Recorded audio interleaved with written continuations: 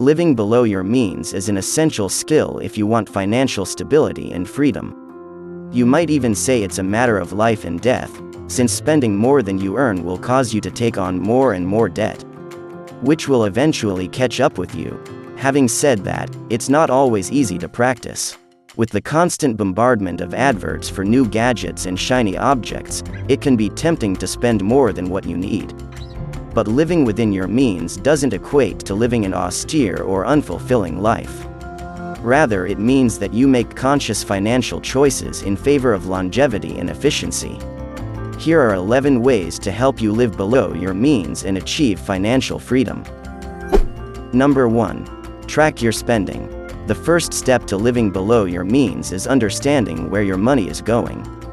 Tracking your spending is a crucial step in identifying areas where there might be room to either reduce or eliminate completely.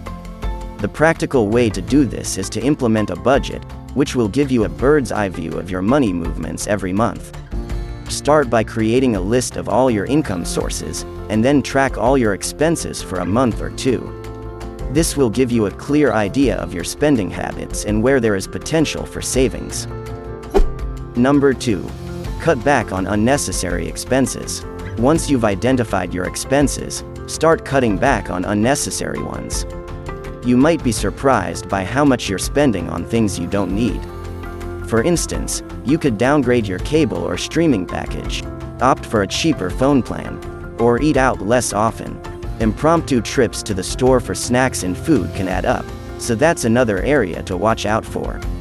It's important to distinguish between needs and wants.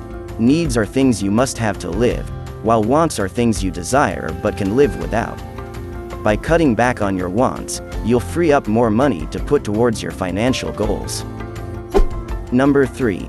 Learn to cook. Eating out is convenient, but it can also be expensive. Don't get me wrong, it can be nice to dine out, now and again. But learning to cook and preparing your own food on a regular basis will save you a considerable amount of money. Cooking at home allows you to control what you eat, helps you eat healthily, and will reduce your monthly food bill. There are plenty of resources online to help you learn to cook, from YouTube videos to cooking blogs. You can also start by cooking simple meals, and gradually challenging yourself with more complex dishes. Number 4. Shop smartly. When shopping, always look for a bargain.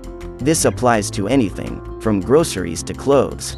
Take advantage of sales, coupons, and discounts.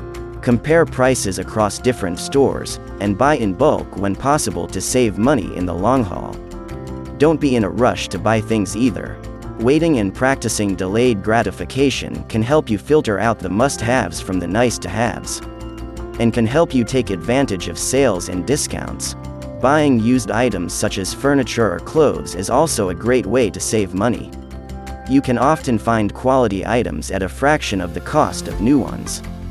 It's also a good way to play your part in the virtuous circle of reusing and recycling. Number 5. Use public transportation. Using public transportation instead of driving can save you hundreds or even thousands of dollars every year, depending on where you live. Cars come with numerous costs, such as maintenance, insurance, and gas. Public transportation, on the other hand, can be much cheaper, and is likely to be more environmentally friendly. Many cities also offer monthly passes for frequent commuters, which can give you additional savings. If you live in an area with decent public transportation links, consider using it more often. You could also explore cycling or walking to work, or at least to the train or bus station if there are parking facilities. Taking the train can also be a good way of shortcutting that dreaded rush hour road traffic. Number 6. Target debt and pay it off. Debt can be a major obstacle to living below your means. It's essential to pay off high-interest debts, such as credit card balances, as soon as possible. The longer you hold onto them, the more interest you'll accumulate, making it harder to eventually pay them off in full. Banks and credit unions make enough money as it is. There's no need to donate even more by continuing to pay them interest. One way to start is by paying off your smallest debts first, and then work your way up.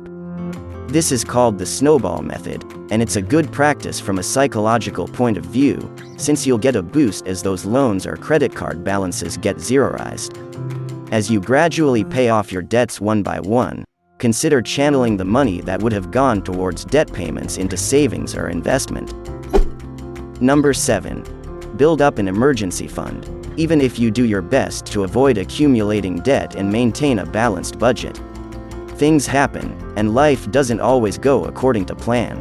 Having an emergency fund ensures that you have money set aside for emergencies, such as a car accident, unemployment due to workplace closure or job relocation, or a sudden, significant medical emergency. In these situations, it's unlikely that insurance will cover all of your expenses. And if you don't have a backup fund of your own, you might end up borrowing money or running up credit card debt to cover the costs, which is a terrible outcome.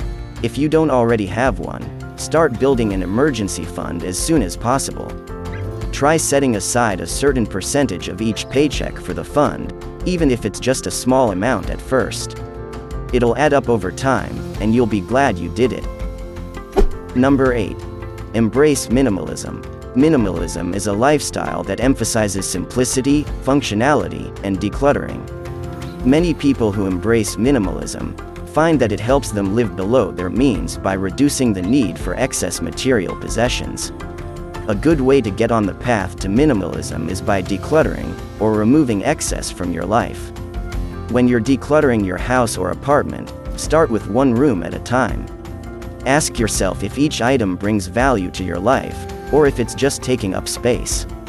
You can then donate or sell the items you no longer need. Of course, this doesn't mean that you end up with a mechanical life. It's completely okay to keep things that may not exactly be functional, but have sentimental or personal value. We are human beings after all, not robots. Number 9. Don't keep up with the Joneses.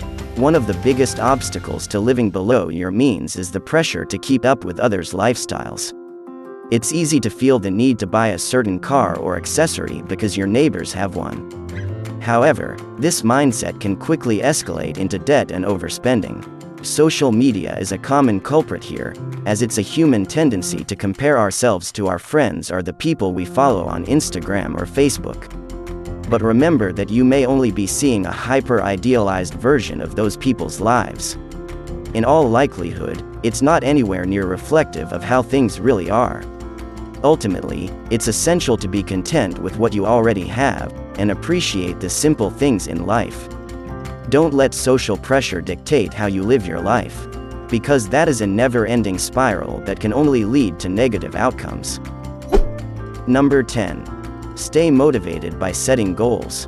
Staying motivated is key to living below your means. It's easy to fall back into old habits, which is why it's essential to have a reason for living below your means. Whether it's saving for a down payment on a house or early retirement, having a goal or plan can motivate you to avoid excess spending and make smart financial decisions. You can also work toward larger financial goals over time.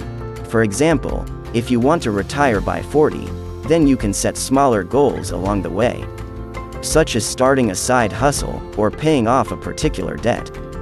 These smaller achievements will keep you motivated to continue working toward your big goal. Number 11. Look for support. It's easy to get discouraged during the process of changing your lifestyle and living below your means. Many people view living frugally as boring and not a fun way to live. So when you're striving to make better financial decisions and it leads to some temporary discomfort, like missing out on a social event or not being able to participate in an office outing, you may feel like no one supports you. However, support doesn't have to come from the people directly around you. You can also boost your morale and stay motivated by connecting with other people facing similar financial challenges. Join an online group or community to connect with others who are fighting the same financial battles as you. It'll help keep you on the right track when things get difficult. Check out these videos next, on the best tips and tricks to help you save even more.